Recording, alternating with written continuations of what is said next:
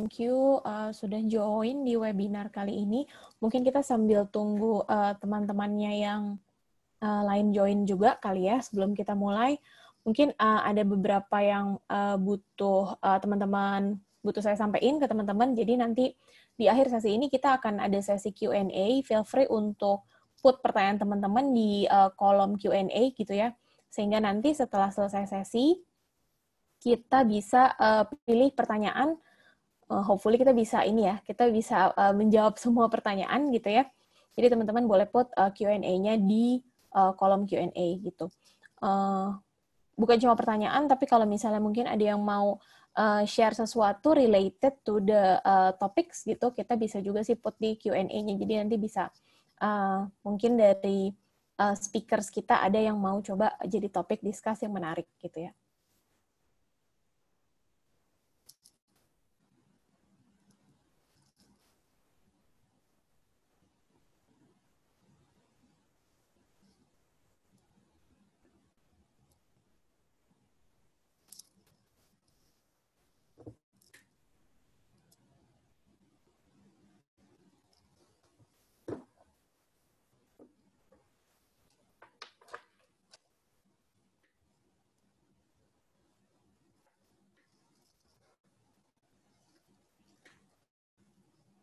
Oke, mungkin langsung kita mulai aja kali ya diskusi kita kali ini.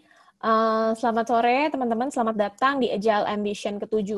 Teman-teman yang baru pertama kali join Agile Ambition, mungkin saya kasih tahu dulu Agile Ambition itu apa sih? Agile Ambition itu casual webinar yang diadakan oleh Mekari gitu ya, untuk kita bahas dan discuss secara ringan gitu tentang isu-isu dan topik-topik menarik di dunia engineering atau di dunia products. Nah, kali ini kita kedatangan dua narasumber kita yang sudah expert di bidangnya gitu ya, very senior, dan mereka akan sharing ke kita tentang satu topik yang jadi topik kali ini adalah is coders block a thing and how should we overcome it. Jadi buat teman-teman di sini, mungkin teman-teman yang background-nya engineering, background-nya programmer, pasti pernah juga tuh mengalami coders block.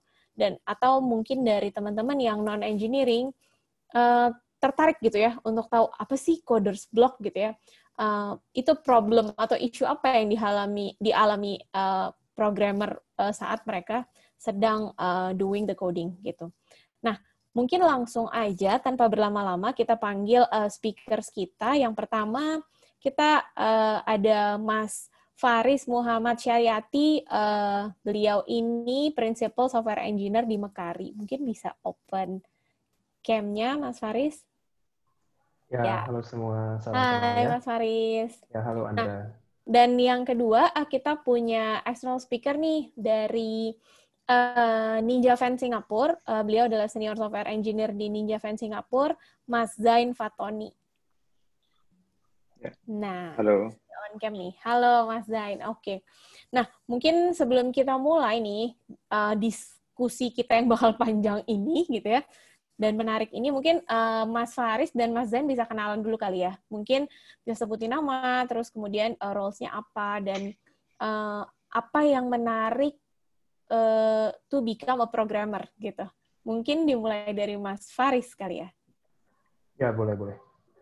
Ya, semua perkenalkan ya, nama saya Faris Muhammad Syariati, bisa dipanggil Faris aja. Jadi saat ini saya bekerja di PT Mekari ya, sebagai Principal Software Engineer. So far di sini saya memegang dua buah produk ya di sini. Yang pertama adalah Talenta Integrasi ya. Yang kedua Mekari Chat yang sekarang sedang dikembangkan oleh Mekari. So far selama ini saya udah ada sekitar 7-8 tahun pengalaman kerja dari tahun 2012 dan 2013 sekitaran itu ya. Dan selama 4 tahun kebelakangan ini saya memang fokus ke dalam dunia pengembangan startup. Apa yang menarik ya dari menjadi seorang programmer ya? Saya rasa ini klise ya. Ada yang pernah bilang kalau menjadi programmer itu seperti menjadi seorang penyihir ya. Dan saya rasa itu benar. Jadi menjadi programmer itu hanya yang membatasi kita hanyalah imajinasi saja.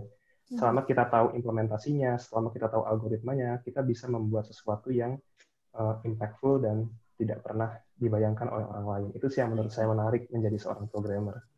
Ya Wow. mungkin itu mungkin dari saya ya, Mbak Andrea, perkenalannya. Thank you nih, Mas Faris. Nah, selanjutnya dari Mas Zain, mungkin bisa perkenalan juga, Mas Zain. Ya, perkenalkan, saya Zain, lengkapnya Zain Fatoni. Saya sekarang sedang bekerja di NinjaVan sebagai Senior Software Engineer. Fokus saya di NinjaVan, sejak pindah ke NinjaVan ini, saya fokusnya ke front end sebenarnya. Tapi sebelum itu saya sempat ngerjain di back end juga, dan sempat jadi manajer juga. Kalau total pengalaman kerja mungkin kira-kira mirip dengan Mas Faris ya, kira-kira sekitar 7 tahunan.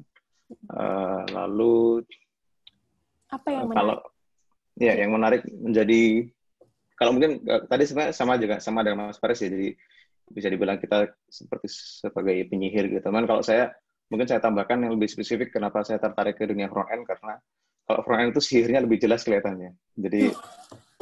Jadi sekali sihir langsung kelihatan di layar gitu. Langsung kelihatan bentuknya. Iya, kita gampang membuat orang terkesima dengan sihir kita gitu kan.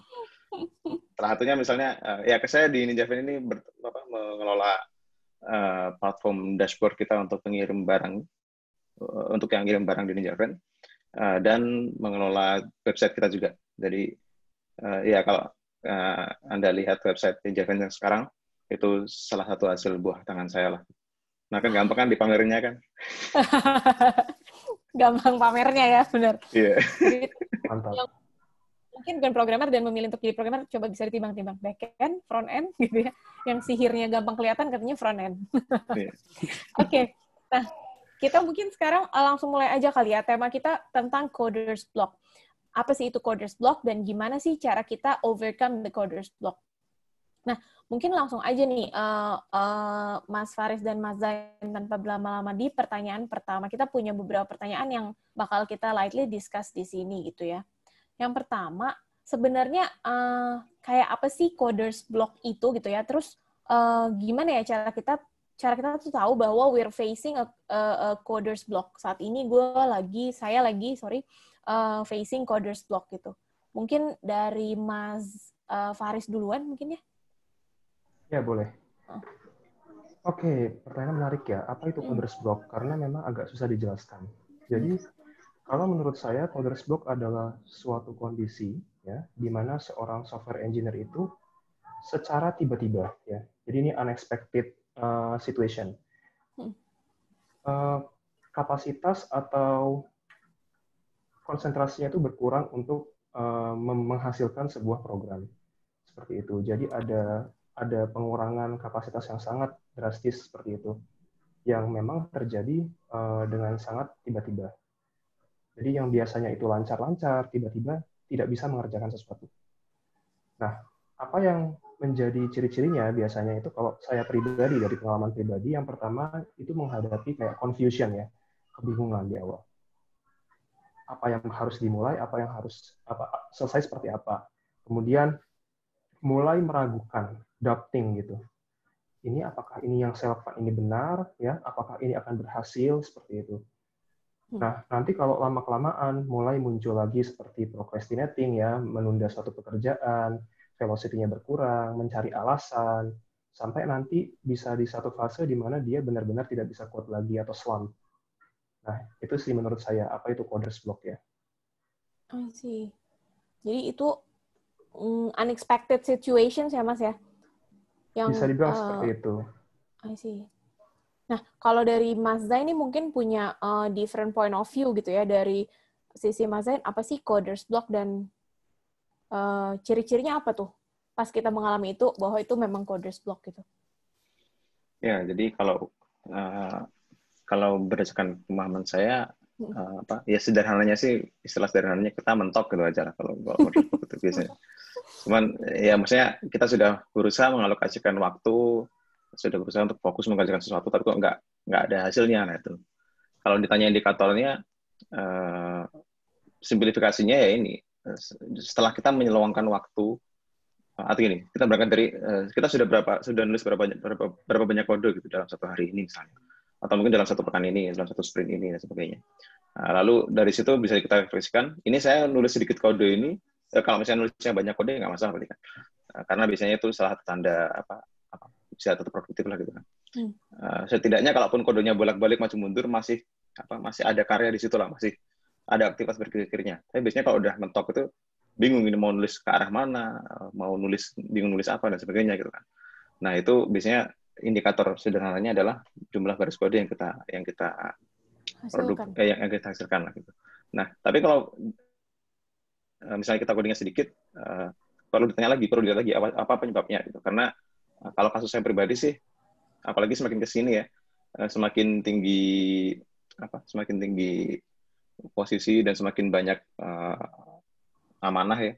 Jadinya kadang banyak banget distraksi karena lingkup tanggung jawabnya sudah besar, banyak orang yang terlibat. Kalau organisasi dan komunikasi kerjanya kurang rapi, jadinya yang ada mungkin seharian bisa chatting doang, nggak coding gitu. Nah, kalau seperti itu sebenarnya menurut saya nggak termasuk ke coders block karena kita nggak ngerjain karena kita terdistraksi aja gitu kan. Jadi menurut saya itu bukan bagian dari mentok, tapi ya lebih ke bagaimana kita mengorganisasi waktu dan komunikasi kita aja. Nah, tapi kalau memang ternyata seharian itu udah fokus coding, kok ternyata nggak ada hasilnya, nah itu baru mungkin kita bisa mulai mempertanyakan. Nah, sepertinya ini indikasi coders block. Lalu kita coba cari penyebabnya apa dan kita cari solusinya. Salah satu indikator lainnya juga menurut saya ketika kita mau ngubah suatu kode, baik itu kode orang lain maupun kode kita, sepede apa kita dalam mengubah kode itu.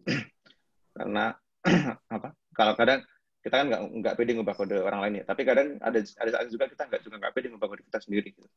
Nah, kalau udah nggak pede ngubah ya biasanya itu translate ke lagi-lagi produktivitasnya juga, gitu. Turunnya produktivitas.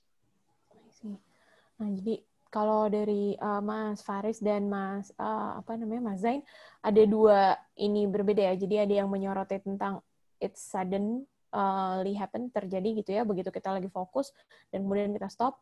Ada juga yang jangan-jangan ada juga teman-teman yang mungkin lingkup pekerjaannya sudah lebih besar dan seharian nggak coding gitu. Itu bukan dinamakan coders block ya, teman-teman. Berarti itu ya bagian dari tanggung jawab hari itu kita tidak coding. Tapi whenever kita fokus untuk coding, tiba-tiba lost track gitu ya, kita nggak bisa mengerti code kita sendiri sebelumnya, dan kita juga nggak bisa mungkin, let's say nggak bisa memulainya gitu ya, itu yang dinamakan coders block gitu. Ini, aku belum kasih disclaimer ke teman-teman, ini kita sharing ya teman-teman berdasarkan pengalaman Mas Faris dan Mas Zain. Jadi apapun yang kita sharing di sini, it's just based on experience gitu.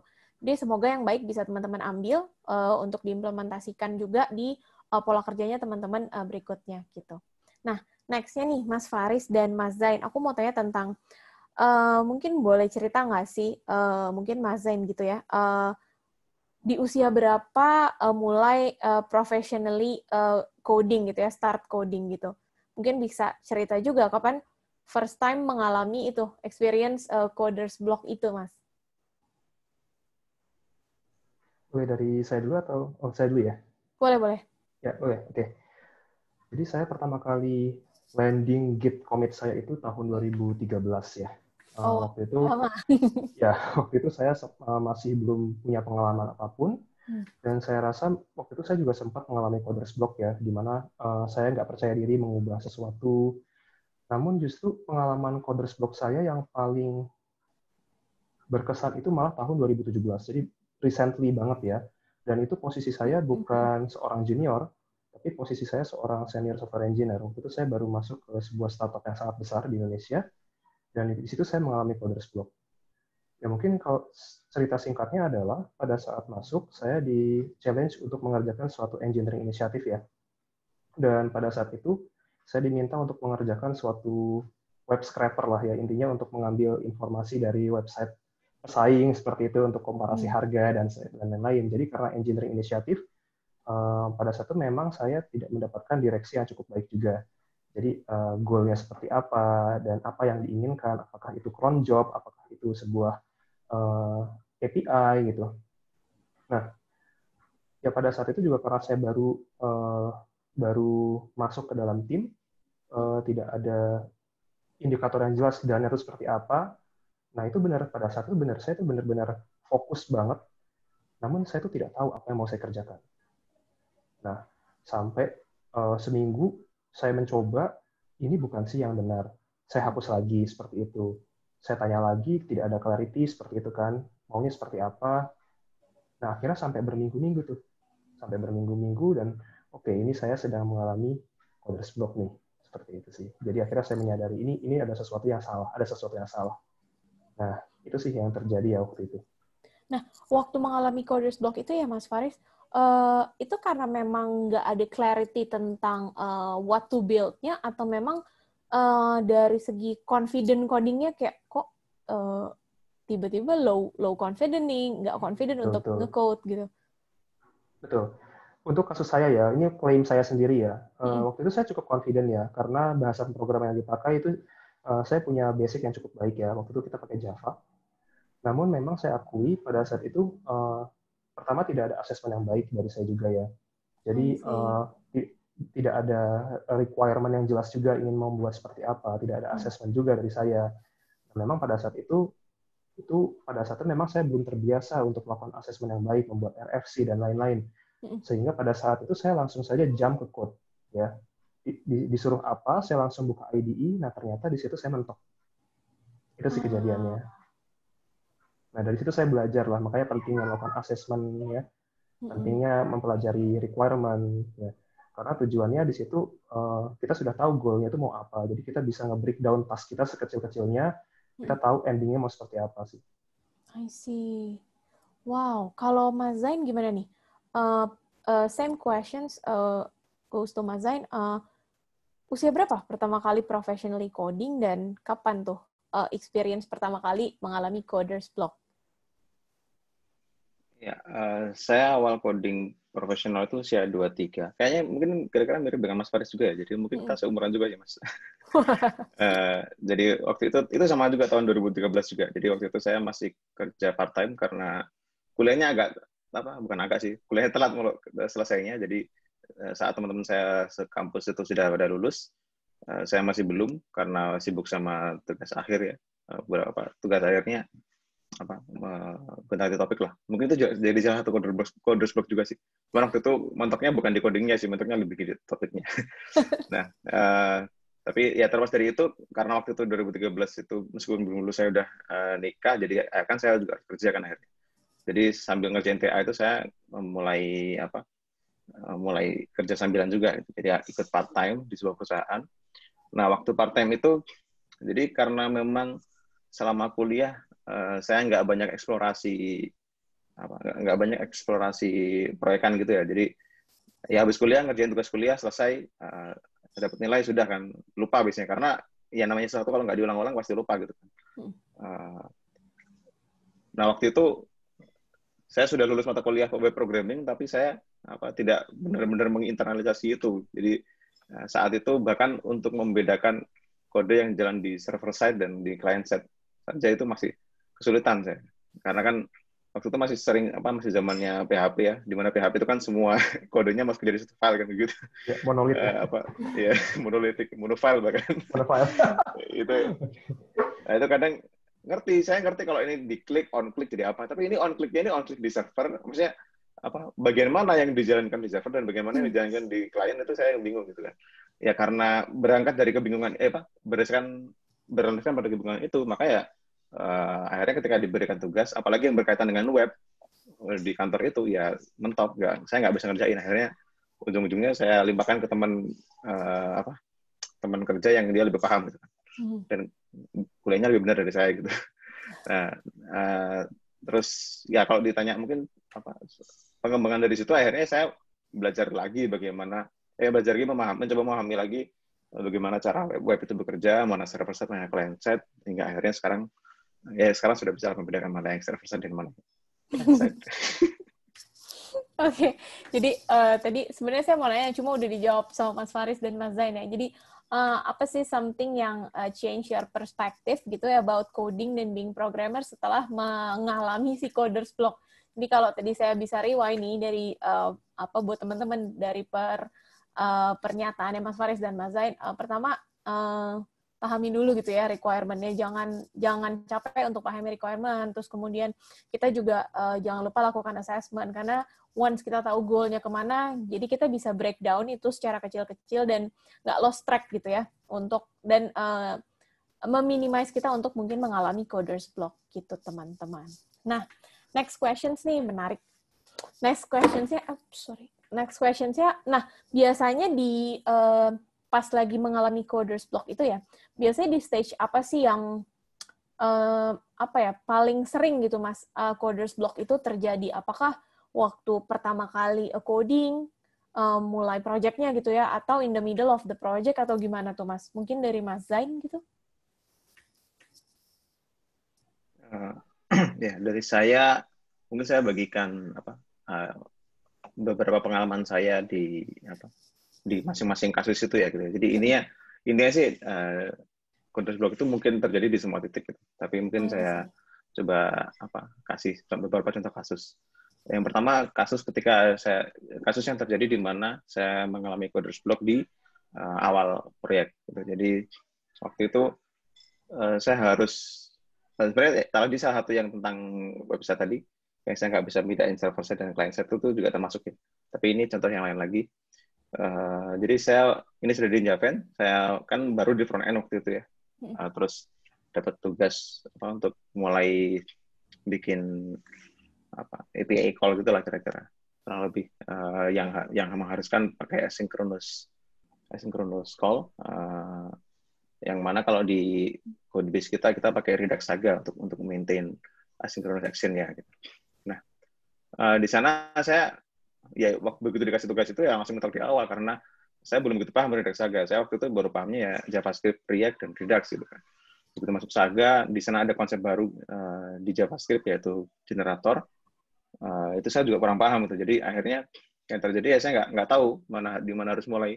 Akhirnya dari waktu saya lupa berapa hari waktu itu saya nggak coding, terus mungkin nggak nyampe lama-lama masih mungkin 1-2 hari saya udah sadar, oh ini saya nggak coding ini kan bahaya ini kalau sampai gini terus akhir sprint saya nggak ada deliver apa-apa bisa dimarahin gitu ya. Lalu akhirnya saya saya tanyakan lagi apa sih penyebabnya saya mentok di sini gitu kan. Ternyata saya mentoknya karena saya belum paham Redux Saga dan di dasarnya lagi kenapa kok saya nggak paham Redux Saga karena saya belum paham generator di JavaScript itu apa gitu. Akhirnya saya memutuskan untuk belajar dari awal, terutama konsep-konsep yang saya belum pahami yaitu JavaScript generator dan Redux Saga itu sendiri melalui melalui tutorial resmi di Redux Saga itu sendiri. Dari situ akhirnya ya setelah spend beberapa hari untuk menyelami itu akhirnya saya baru bisa mulai produktif lagi. Itu untuk contoh yang beginning ya, yang di awal. Lalu kalau untuk yang di pertengahan,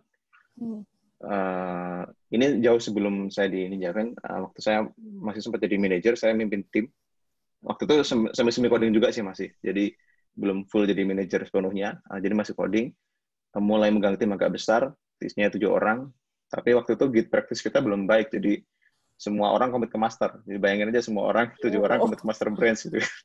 Perang base jadinya, jadi akhirnya kita tiap hari itu selama seminggu atau 2 mingguan itu setengah harinya kita habiskan buat nyelesain merge konflik.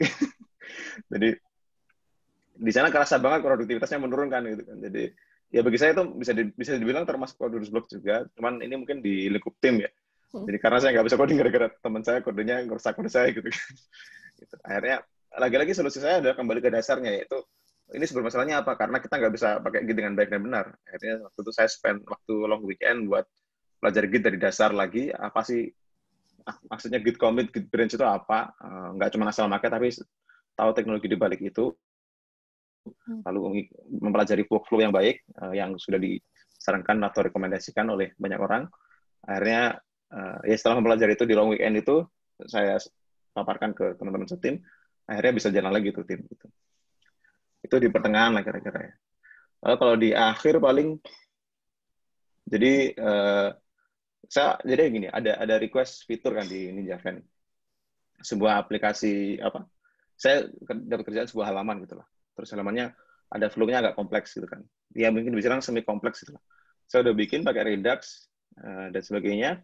Lalu setelah flow yang pertama jadi, begitu sprint berikutnya, saya dapat flow lagi tambahan di atasnya itu. Dan itu jauh lebih rumit, dan itu menurut saya sudah mungkin susah buat dikelola kalau hanya menggunakan Redux itu. Akhirnya saya putuskan untuk menulis ulang logikanya lagi dengan tidak menggunakan Redux, tapi menggunakan state machines. Ya akhirnya tentu saya butuh waktu belajar, tapi setelah saya ubah jadi state machines itu, bahkan dengan logika yang kompleks sekalipun, aplikasinya masih tetap stabil dan jarang kena bug. Kalau pembelajaran yang tentang ini saya sempat bagikan juga di talk saya di JS Convasia terkait React dan state machines. Kalau ingin dilihat lebih dalam terkait bagaimana teknisnya. Tapi kira-kira itu tiga contoh kejadian yang saya alami terkait Coders Block ini. 3 contoh di 3 fase berbeda ya? Iya, 3 fase yang berbeda. I see. Kalau dari mungkin dari pengalamannya Mas Zain ya, bisa kita simpulkan back to the basic gitu ya. Jadi fundamentals. Jadi mungkin kalau belum tahu, siapa tahu kita belum paham dasarnya gitu ya, Mas. Iya. Yeah. Lebih ke situ kali ya. Nah, mungkin kalau dari Mas Faris ada nggak sih pengalaman atau mungkin point of view yang lain dari di stage apa biasanya coders block terjadi dan how to overcome it? Saya setuju ya tadi Mas Zain kalau coders block itu bisa terjadi di semua fase ya, nggak hanya di awal, di tengah juga bisa, bahkan di akhir juga bisa. Nah, kalau kasus pribadi saya sih, yang pertama tadi itu yang saya ceritakan di awal itu pada saat at the beginning banget ya. Selain itu saya juga pernah kejadian di mana sama seperti Mas Zain, saya waktu itu baru masuk, kalau di proyekan waktu kuliah tuh enak tuh pakai spaghetti. Wah itu kelihatan udah jago banget. Yang penting bisa landing ke production, dipakai magic-nya kelihatan, tadi di belakangnya tuh busuknya gitu. Nah itu, tapi ternyata pas masuk ke perusahaan tuh ternyata mereka pakai MVC, pakai MVVM, pakai NTR layer. Wah apa ini? Nah seperti itu. Itu sempat saya mengalami coders block juga, di mana saya nggak ngerti itu apa itu Eloquent gitu. Saya masih belum ngerti apa itu RORM. Ya. Saya tahunya itu ya native query gitu kan. Dulu pakai PHP. Nah, akhirnya saya harus belajar sekitar 2 mingguan ya, benar-benar dari basic lagi. Baru akhirnya saya perlahan-lahan bisa melangkah ke code yang berikutnya. Nah, itu yang pertama. Itu di awal ya, yang barusan saya ceritakan juga sama ketika requirement-nya nggak jelas, goal-nya juga nggak tahu mau apa, akhirnya saya mengalami coders block. Nah, bertahun-tahun setelah itu, ya, ketika confidence saya sudah meningkat ya, jadi confidence saya meningkat, tapi maturity-nya masih stay. Nah, gitu. Ada satu kejadian di mana waktu itu saya ada di suatu startup juga. Saya tuh saklek gitu. Pokoknya saya mau menerapkan suatu best practice. Wah ini nih, kalau udah ngomong soal best practice, mau ngomong soal standar, bikin standar baru itu ini standar itu adalah standar baru gitu ya, pasti gitu. Nah, akhirnya pada saat di tengah jadinya malah over engineer. Yep. Yang tadinya disuruh bikin API get biasa, saya maunya ini microservice, service A manggil service B manggil service C. Rumit banget. Pasti jadi luar biasa ya, Mas. Jadi luar biasa. Bahkan codingnya juga jadi, wah mau pakai dependency injection lah, mau pakai macam-macam, bla bla bla. Pasti tengah-tengah, loh kok ada yang salah gitu kan. Kayak merasa bersalah, guilty gitu. Framework-nya yang saya bikin, kok kayak nggak proper. Akhirnya rework lagi. Nah, dari sisi luar, kelihatannya kok ini Faris nggak selesai gitu kan. Saya alasannya ya ini karena saya sedang menerapkan best practice. Akhirnya ya lama gitu kan. Ya ujung-ujungnya akhirnya kembali ke cara-cara yang pragmatis aja akhirnya gitu. Itu yang kedua ya. Nah yang terakhir itu jauh sebelum itu ya. Jadi sebelum saya kerja di startup, ada tendensi pernah saya itu masih pesimis ya. Jadi masih pesimis. Awalnya lancar, tengah-tengahnya lancar. Nah ketika testing tuh banyak bugs. Nah mulai pesimis. Nah pada saat mau akhir project, mau landing ke production, itu kayak ini apakah akan berjalan lancar? Nah itu sempat saya ada pengalaman lebih baik gagal dibandingkan nanti proyeknya itu bisa jatuh dilihat orang nggak enak seperti itu ya. Akhirnya ditanyakan, "Tis kok padahal udah dikit lagi kok lama ya?" Itu karena saya merasa takut kalau nanti di production ada komentar buruk dari customer seperti itu. Itu sempat kejadian juga buat saya ya. Nah, ya menurut saya itu pengalaman saya ya, di awal, di tengah, sama di akhir itu pernah kejadian. Akhir. I see. Coders block. Mungkin one added questions buat Mas Faris dan Mas Zain gitu ya. Boleh siapa aja. Biasanya common cost-nya coders block tuh, ini kan yang kalau yang tadi kita bahas kan dari experience ya. Ternyata nggak tahu basic-nya, fundamentalnya, atau ternyata terlalu aim for perfection gitu ya. Tadi Mas Faris sempat bilang dari get biasa jadi get luar biasa gitu ya. Nah, common cost-nya biasanya apa sih kalau coders block itu, Mas? Mungkin yang bisa berlaku ke teman-teman programmer yang lain kali ya. Mungkin dari Mas Faris? Ya, boleh. Mungkin tadi saya sudah menjelaskan sedikit ya. Ini ada beberapa common cost. Yang pertama yang Mas Zain sudah jelaskan tadi mengenai basic ya. Jadi basic dan plus kalau menurut saya adalah confidence. Ya. Kalau dia punya basic dan punya confidence, seharusnya coders block itu bisa kita overcome ya. Kalau biasanya pada saat engineer kayak fresh graduate atau new hire, itu ketika knowledge-nya masih belum terlalu tahu, itu pasti menghadapi coders block yang levelnya itu masih bisa overcome lah ya, seperti itu. Itu jadi kayak tadi, kalau misalkan saya belum bisa, saya belajar, akhirnya bisa. Itu yang pertama. Nah, yang kedua yang saya bilang tadi, kita nggak tahu how to start and where to end. Itu yang kedua. Jadi bisa jadi coders block itu kejadian karena kita tahu sebenarnya, tapi kita tidak yakin dengan apa yang kita buat dan kita khawatir nanti salah ya. Karena kan zaman sekarang make sense ya ketika perusahaan itu dikejar-kejar, misalkan tim produknya tidak memberikan requirement yang jelas, tidak ada PRD, terus tidak ada waktu untuk membuat RFC ya, mereview assessment seperti itu possible. Nah, itu bisa terjadi juga. Nah, yang ketiga adalah menurut saya pribadi itu over-engineer. Over-engineer yang saya ceritakan tadi itu adalah salah satu cikal bakal coders block juga, atau minimal terlihat seperti coders block. Misalkan tadi Mas saya juga cerita ya, akhirnya ada rework juga ke state machine seperti itu. Awalnya kita mau coba implementasi sesuatu yang baru, ujung-ujungnya ternyata ada isu. Nah, itu akhirnya kita review, nah itu biasanya agak melambat phase-nya. Itu bisa jadi karena kecewa dan seterusnya. Nah, mungkin yang keempat itu ya, ada lagi sih sebenarnya. Yang dulu ini kejadian waktu saya kerja di startup besar itu adalah dependensi dengan tim lain. Nah, ini kejadian ketika microservice ini mulai bermunculan. Ya. Jadi mereka tidak punya dependensi mapping. Ketika kita mengerjakan sesuatu, API kita misalkan depend sama tim lain.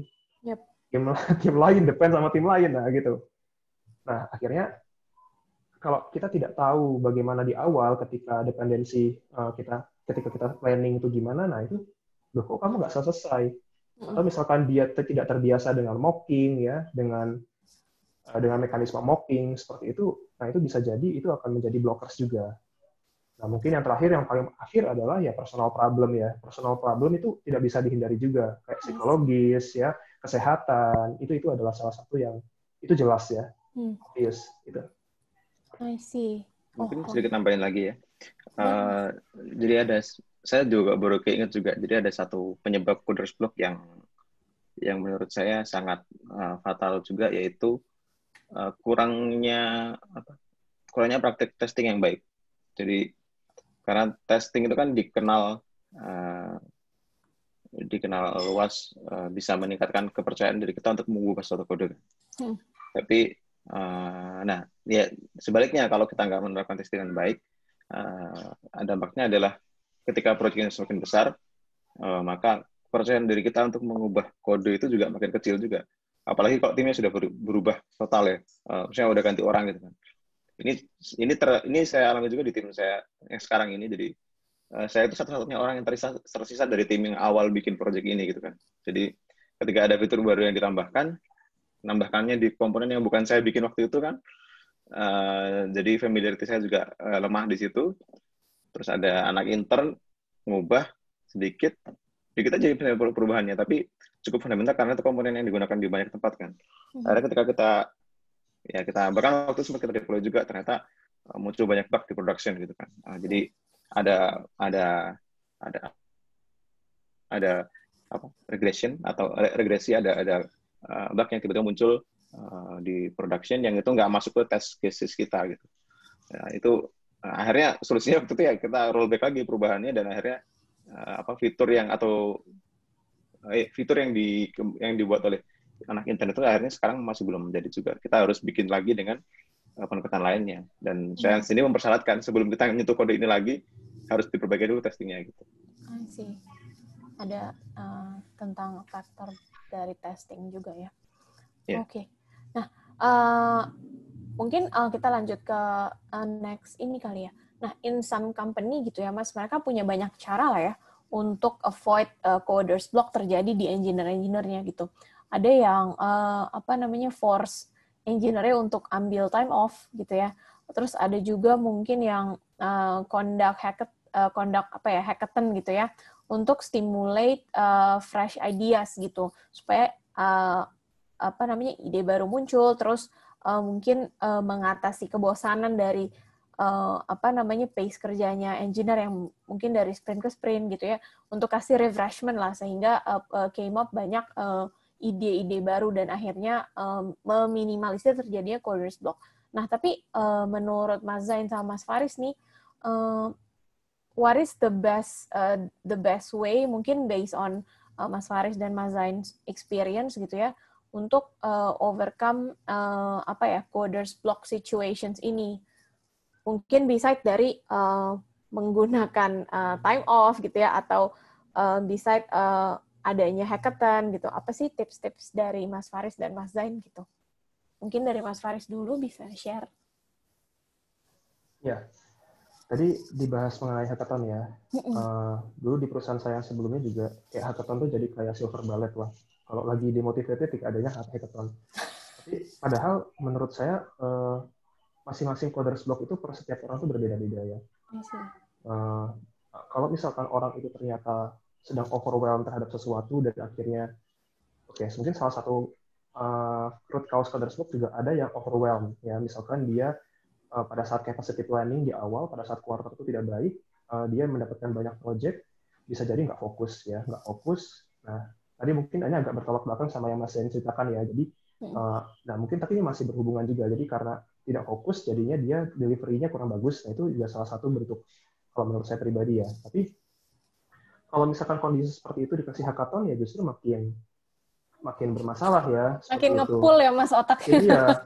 Nambahin kerjaan. Nah, memang ada yang kena coders block karena demotivasi ya. Demotivated, mungkin dia sedang bosan 4 tahun megang produk yang sama seperti itu. Nah, itu mungkin possible ya.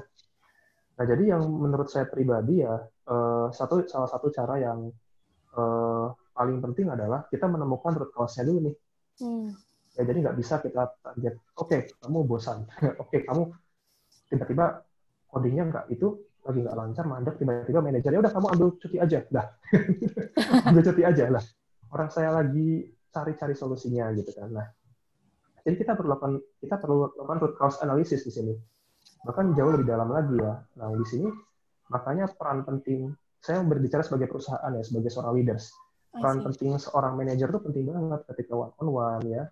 Perlu fast feedback ya. Jadi kalau one-on-one 1 bulan sekali, mungkin terlalu lama. Bisa 2 minggu sekali. Kita bisa dapat fast feedback. Kita bisa melihat dari contohnya velocity-nya juga ya. Velocity di burn down-nya. Loh, ini kayak ada masalah nih. Kenapa nggak kebakar-bakar? Nah, kita bisa cari root cause-nya. Kamu apa sih sebenarnya permasalahannya? Gitu. Bagaimana cara mencari root cause analisisnya? Kita bisa pakai mekanisme banyak kok. Sebagai contohnya kita menggunakan fishbone analysis ya, atau kita menggunakan, ini kalau mau rajin lah ya, mau menggunakan mind map. Jadi kita bisa, tapi ini bekerja untuk saya pribadi ya. Jadi contohnya saya pernah menghadapi suatu coders block, saya diminta untuk menyelesaikan kenapa sih sebenarnya ini. Saya tuliskan apa sih yang menjadi permasalahan saya sekarang. Misalkan saya tidak mengerti ini tidak bisa jalan di lokal saya. Terus saya jelaskan lagi, apa sih ideal situation-nya? Ideal situation-nya adalah seperti ini. Nah, baru kita akan lihat bagaimana cara saya untuk mendapatkan ideal situation.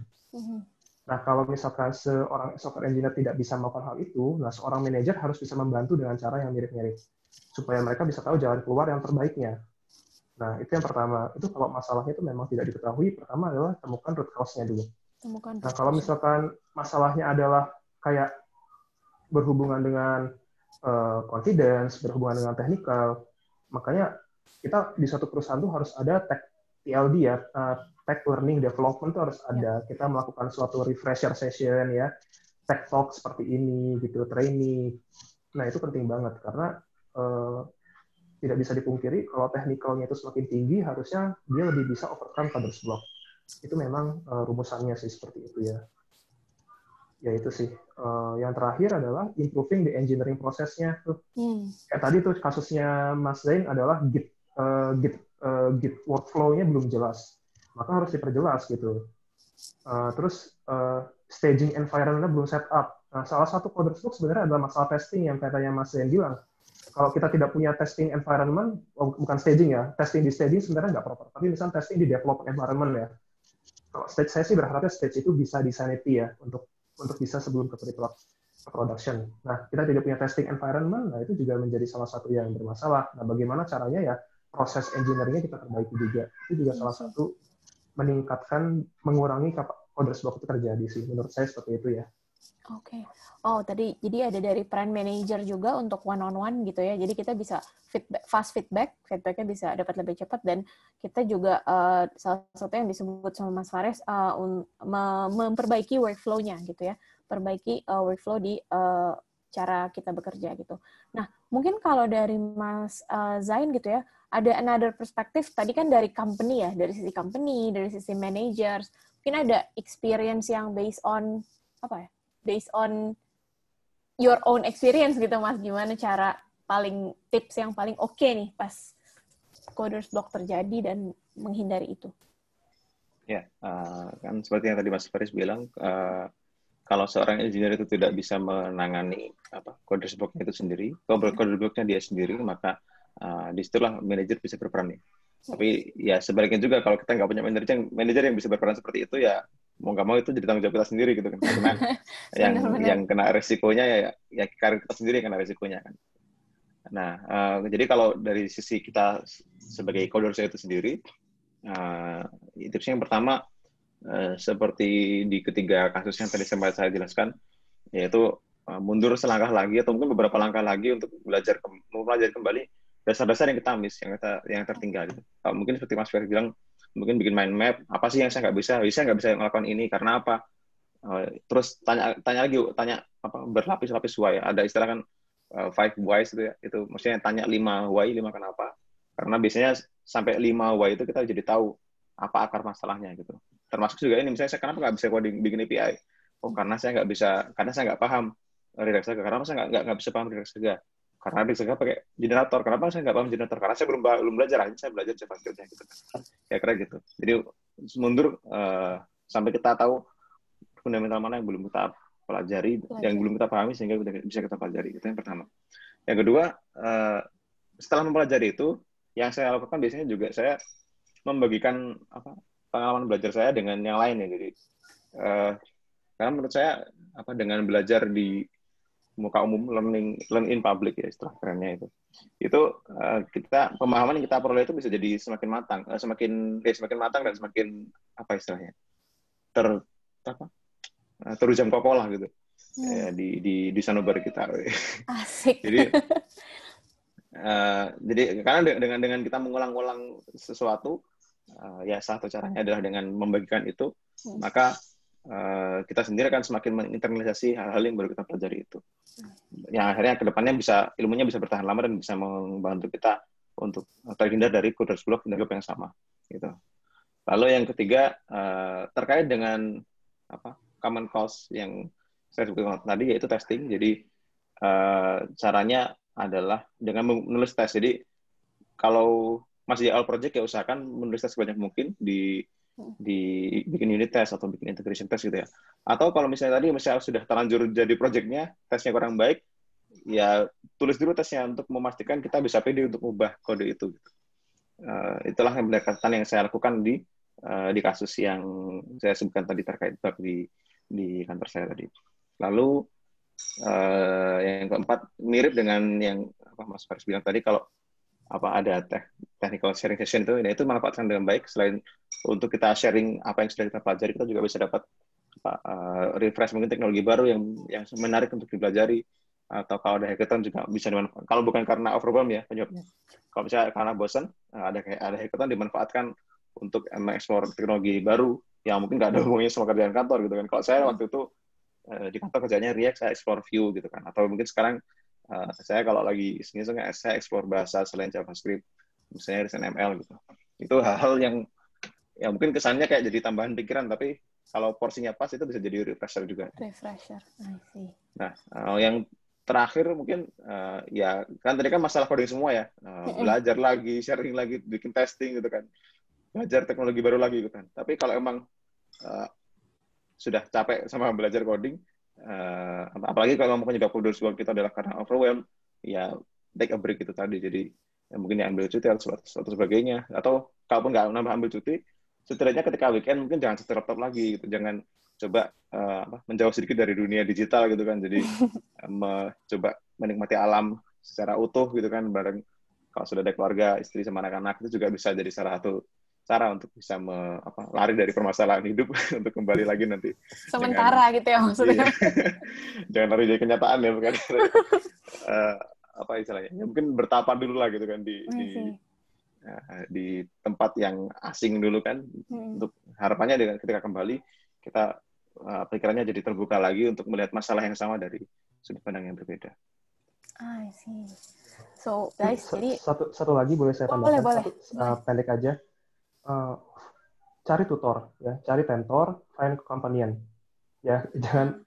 Tadi kan kita semua seolah-olah ini masalah pribadi ya, masalah sendiri. Nah sebenarnya kalau kita mau cerita ke misalnya kita punya teman siapapun lah ya, engineer juga senior atau dia adalah tutor kita, ask. Itu kadang-kadang ya kita butuh bantuan. As simple as that gitu ya. As simple as that, ya, butuh bantuan. Nggak bisa gitu. Saya nggak bisa. Kalau mereka bisa, ya lu kenapa enggak gitu loh? Kenapa harus gengsi? Kita harus kerja sendiri. Nah itu bisa jadi salah satu solusi juga sih ya sebenarnya. Nah, cari tutor, cari mentor, cari companion, tambahan dari Mas Faris gitu ya. Dan dari Mas Zain, kalau bisa saya ulang, it's okay to take a break juga sebenarnya kalau memang karena overwhelm gitu ya. Memang mungkin refresher yang selain dari pekerjaan yang kita butuhkan gitu ya. Nah, wah, thank you banget nih Mas Faris dan Mas Zain gitu ya untuk sharingnya tentang Coders Block. Semoga teman-teman di sini juga yang pasti pernah mengalami gitu ya, apalagi yang as engineer gitu ya pernah mengalami, mungkin bisa sharingnya bisa diambil gitu ya yang baik-baik, yang mungkin applicable buat kita untuk kita coba supaya meminimalisir terjadinya Coders Block. Nah, mungkin boleh ini kali ya, sambil ditampilkan summary-nya dari beberapa pertanyaan yang udah kita sharing sebelumnya gitu ya, yang udah kita bahas. Nah, thank you, Yovani. Nah, untuk teman-teman yang mungkin mau take notes, terus mungkin tadi juga nggak ngikutin nih dari awal gitu ya. Tadi kita bahas apa aja sih, teman-teman? Nah, kita tuh bahas tentang apa itu Coders Block gitu ya. Di sini ada di poin pertama. Terus kapan sih Coders Block itu terjadi gitu ya? Penyebab utamanya apa? Di sini juga teman-teman bisa take some notes, bisa lihat juga di notes kita, di summary-nya. Terus kemudian pas di stage apa Coders Block itu biasanya terjadi? Tadi udah dibahas sama Mas Zain dan Mas Faris juga, bisa terjadi di semua fase gitu ya, di fase beginning, di fase middle, atau malah pas kita end up the coding juga gitu. Nah, kenapa sih itu bisa terjadi gitu ya? Itu karena limitation of the requirements, of the clarity, of the fundamental itself gitu ya. Bisa improper workflow, dan mungkin ketika logiknya juga biasanya bertambah kompleks gitu. Nah, Gimana sih caranya kita overcome dari coders block? Kalau saya boleh ulang buat teman-teman semua gitu ya. Yang pertama, find the root cause. Ini tadi saya ingat menurut Mas Faris gitu ya. Find the root cause karena apa gitu ya. Yang kedua, perform more refreshers. Kayak bisa training, bisa tutorials, bisa macam-macam lah yang bisa jadi refresher kita. Mungkin ada hackathon dan lain-lain yang bisa kita lakukan di samping pekerjaan kita untuk bisa refresh atau mungkin dapat bisa explore yang di luar pekerjaan kita day to day. Yang ketiga, bisa improve engineering prosesnya ya, includes capacity planning, bisa setting clear definition of done-nya, kemudian bisa kita breakdown task kita yang begitu complicated menjadi sebuah task kecil yang bisa kita deliver dan lebih bisa kita pahami. The next step is step back dan relearn from the fundamentals. Ini dari Mas Zain nih. Ternyata as simple as kita nggak ngerti nih basicnya seperti apa. So, take some time untuk kita belajar dari awal sehingga kita tahu kita miss di mana gitu ya. Kelima, write more thesis and to reduce cognitive load. Dan terakhir, take a break outside of coding. Jadi liburan, yoga, bersama keluarga itu juga bisa jadi jawaban untuk kita kembali lagi refresh, bisa fully idea untuk bisa again coding lagi gitu. Nah, mungkin sekarang kita akan mulai aja kali ya, kita lanjut ke Q&A sessions. Nah, mungkin kita bisa jawab pertanyaannya nih Mas Faris dan Mas Zain ya. Dari Mas Muhammad Al-Faris. Mas, gimana sih cara kita untuk defense atau mempertanggungjawabkan ke PIC ketika kita pas lagi coders block, sementara kerjaan tuh belum selesai tuh, Mas? Dimana kita punya target dan waktu sprint yang terbatas. Tadi saya sempat ingat gitu disinggung sama Mas Zain ya. Mas Zain bilang, duh gimana nih, saya nggak ngerti, tapi mau coding lagi nggak bisa lagi, coding lagi masih mentok lagi, sementara sprint bentar lagi deket saya nggak deliver apa-apa. Mungkin dari Mas Zain bisa menjawab kali ya. Iya. Kalau berdasarkan pengalaman saya, mungkin yang paling kentara itu waktu yang state machine itu ya. Jadi karena itu melibatkan rewrite kan. Yang namanya rewrite pasti waktunya lebih lama. Gimana nih caranya kita defense atau mempertanggungjawabkan ke PIC? Iya. Ya ini, ya balik lagi ke apa edukasi ke PIC-nya dalam arti kita harus bisa berlatih untuk meningkatkan skill komunikasi kita supaya kita bisa lebih terbuka untuk menyampaikan masalah kita. Nah, untuk bisa terbuka menyampaikan masalah itu, selain dari skill komunikasi atau keberanian kita sendiri, ya harus tahu juga masalahnya apa. Jadi mungkin alat bantunya mungkin kalau Mas Faris bilang tadi bikin mind map itu juga salah satu sarana yang bagus juga untuk kita menentukan dulu nih akar masalahnya apa. Kita harus tahu dulu sebelum kita mengkomunikasikan ke PIC-nya gitu. Karena sebenarnya kalau kita sudah bisa tahu akar masalahnya dan kita bisa mengkomunikasikan dengan baik, seharusnya manajer pun juga bisa memahami itu. Karena nggak ada gunanya juga manajer maksa kita mau diapain, mau dipecut, mau diapa, nggak ada gunanya juga karena namanya blok ya udah mentok gitu kan. Jadi ya memang harus dilalui mau nggak mau. Gitu. Akhirnya waktu itu ya alhamdulillah manajer saya bisa menerima itu, bisa menerima bahwa fitur itu terlambat di deliver mungkin sekitar 1 atau 2 sprint. Tapi ya selama itu ya saya pastikan saya bisa memahami itu dan dan bisa mendeliver gitu. Jadi ya setelah diberi kesempatan oleh manajer ya kita harus bisa memastikan bahwa kita bisa mendeliver. Apalagi kalau misalnya nih tadi butuh waktu buat tambahan waktu buat belajar karena saya belum paham gitu kan misalnya. Ya sampaikan aja kalau dan buktikan misalnya dikasih waktu oke lah saya kasih waktu seminggu atau 2 minggu buat belajar gitu kan. Ya setelah itu buktikan bahwa kamu belajar gitu. Bisa pembuktiannya bisa dengan mungkin kasih sharing session ke teman-teman setim atau mungkin lebih luas lagi ke teman perusahaan gitu kan. Itu kembali lagi ke yang saya tadi yang tips share learning experience kita ke orang lain selain untuk membuktikan kita sudah belajar ya selain membuktikan kita sudah belajar juga membantu kita memperkokoh pemahaman kita gitu. Nah kalau dari Mas Faris mungkin mau nambahin nih gimana cara kita defense ke mungkin ini ke PIC atau ke lead kita gitu ya pas lagi coders block tapi in the middle of deadline juga gitu. Pertama tergantung dari kita mau menyerah kalah atau kita pengen graceful seperti itu. Kita pengen menyerah kalah atau graceful. Kalau kita pengen graceful, yang pertama benar kata Mas Jan tadi, Itu root cause itu. Jangan pernah bilang sebelum kita mendapatkan root cause-nya ya. Yep. Itu yang pertama. Kemudian kita bisa menjelaskan tentang komunikasi tadi itu benar. Jadi saya mungkin setuju dengan Mas Zen ya. Intinya adalah kita harus mengkomunikasikan bahwa ada suatu blockers ya, technical issue, dan misalkan kita butuh assessment lebih panjang. Seperti itu. Kita butuh assessment lebih panjang untuk bisa melakukan hal ini. Kadang tim produk mungkin tidak misalkan PIC-nya tidak terlalu peduli gitu ya mengenai saya mengalami kesulitan teknikal di A, B, C, D, E, F, G tidak terlalu peduli. Tapi kita bisa bilang saya membutuhkan at least.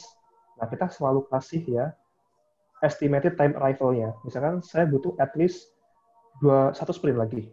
Nah, itu adalah komitmen kita. Ya di sini ya. Jadi selalu datang ke solusi dan kita selalu kasih waktu kapan kita mau deliver itu. Itu menjadi tanggung jawab kita, resiko kita, ya. Karena kalau misalkan mereka bilang kita ada blockers, oke, so what's then? What's next gitu kan? Saya butuh waktu berapa lama seperti itu? Pasti tanya seperti itu kan?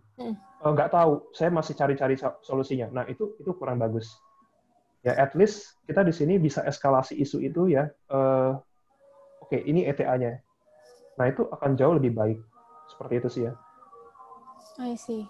Mungkin kalau bingung memperkirakan bagaimana kapan memperkirakan bagaimana ETA-nya, kira-kira nomornya berapa lama, ya saran Mas Faris tadi yang nyari tutor itu juga penting juga. Jadi kita bisa tanya ke tutor itu. Ya kalau tutornya itu manajernya itu sendiri bagus. Maksudnya manajernya mungkin paham di bidang yang sama sehingga bisa memberi saran. Tapi kalau enggak, atau mungkin manajernya kurang welcome terhadap itu, ya bisa cari tutor di luar itu. Untuk saya tahu kira-kira apa yang perlu dipelajari dan seberapa lama untuk mempelajari itu. Oke, jadi untuk defense tetap ya kita butuh standpoint lah ya. Kita butuh standpoint pertama root cause, yang kedua kita juga cari tadi tutor dan tutor dan companion kita untuk kita mintain saran sehingga mungkin bisa enrich root cause kita dan akhirnya bisa kasih kita membantu kita mencari solusi dan the last tetap responsible lah ya, berarti untuk kasih ya ETA-nya gitu bahwa kita akan belajar and the next kita tetap akan deliver gitu. Begitu Mas Muhammad Al-Faris mungkin bisa menjawab kali ya. Nah, next pertanyaannya tuh ini masih berkaitan dengan penyihir kayak ini nih terpatri dari awal backend dan frontend tuh penyihir. Masih berkaitan dengan penyihir. Kadang penyihir ketika bingung atau kalah sama suatu keadaan, mereka memilih untuk mengeluarkan jurus menghilang. Mungkin ini pertanyaannya untuk mas-mas yang udah pernah jadi leader lah ya. Jadi sebagai engineering lead gitu ya, engineering manager, whatever, so higher positions in engineering, gimana sih caranya untuk mengatasi untuk mengatasi hal ini, untuk cari pengganti ketika penyihir itu tiba-tiba hilang, katanya begitu. Nah, mungkin Mas Faris bisa jawab duluan kali ini. Iya. Saya sering menghadapi ini ya, terutama di startup yang keluar masuk itu makanan sehari-hari sebenarnya. Oke. Ya, yang pertama adalah rule of thumb-nya adalah jangan pernah menaruh telur di dalam satu keranjang. Wah, artinya apa? Ya intinya adalah kita jangan pernah ngasih responsibility itu ke satu orang saja. Karena itu istilahnya namanya internal bench ya. Kalau saya sama manajer saya dulu biasanya namanya internal bench. Jadi kita sebagai seorang manajer harus mempersiapkan internal bench. Jadi siapa yang bisa menjadi next PIC-nya. Itu yang pertama. Bagaimana kalau tidak ada? Nah, permasalahannya seperti ini. Nah, itu yang oke. Yang pertama adalah sebelum itu kita harus memastikan prosesnya itu berjalan dengan baik. Yang saya bilang di awal tadi, kalau kita hanya ada satu engineer, misalkan hanya ada satu engineer di tim tersebut, jangan pernah langsung ke go to implementation. Di sini mungkin teman-teman pernah dengar istilah engineering spec, request for comment ya RFC, yang perlu kita translate dari PRD itu sebenarnya membantu untuk proses handover nantinya.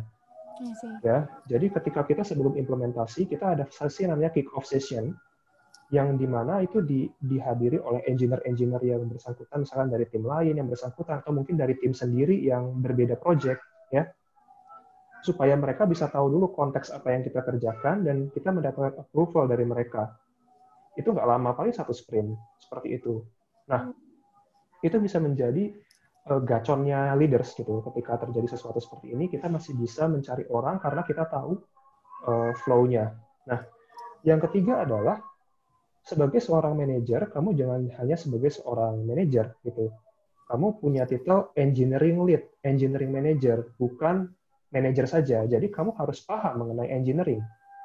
Terburuk-buruknya kalau kamu memang harus melakukan itu, ya you do it gitu. Tapi itu adalah kondisi yang mungkin unexpected ya, seperti itu ya.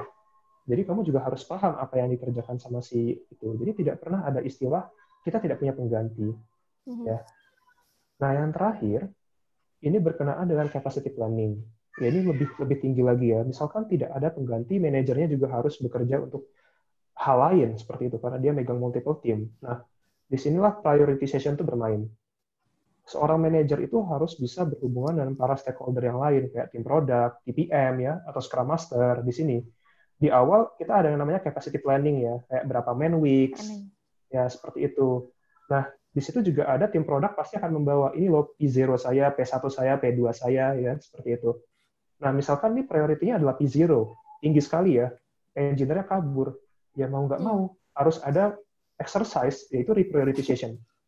Exercise reprioritization. Nah, di situ kita harus ambil apa yang harus kita korbankan. Unfortunate banget, tapi kita harus minimize risk kita. Atau mungkin nanti kan bisa kita sambilan, kita bisa cari external hiring, atau bisa kita tukar lagi, seperti itu. Tapi kalau kita sudah punya dokumentasinya yang jelas, paling kita bisa spend 1 sprint untuk onboarding saja, kemudian bisa dilanjutkan. Ya, jadi nggak ada terlalu delay yang terlalu lama. Itu sih ya, cara biasanya bagaimana kayak startup yang pace-nya itu sangat cepat menghadapi hal-hal seperti ini.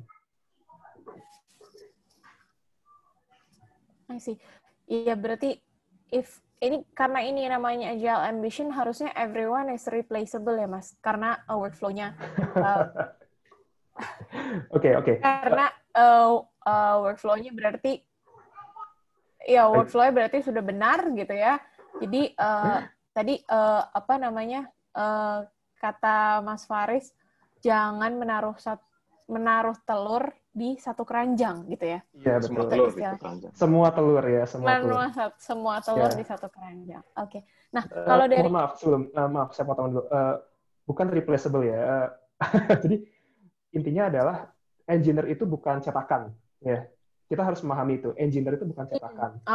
Ya, jadi kita harus punya, meskipun bukan punya cetakan ya, tapi kita harus punya blueprint-nya. Kita harus punya blueprint-nya. Jadi kalau engineer itu replaceable, setengah benar setengah iya, tapi sebenarnya nggak sepenuhnya bisa replaceable gitu. Yang penting kita punya blueprint-nya. Itu sih. I see. Nah, kalau dari Mas Zain gimana nih? Gimana tuh caranya? Mungkin ada experience pas Mas Zain jadi manajer, tiba-tiba ada engineer yang hilang. Jadi mungkin saya garis besarnya sudah dibahas oleh Mas Faris semua. Mungkin saya sedikit menambahkan di panang pentingnya. Jadi kayak mungkin garis besar pertama tadi kan ada di berbagai artefak yang penting, misalnya RFC, technical design dokumen dan sebagainya kan.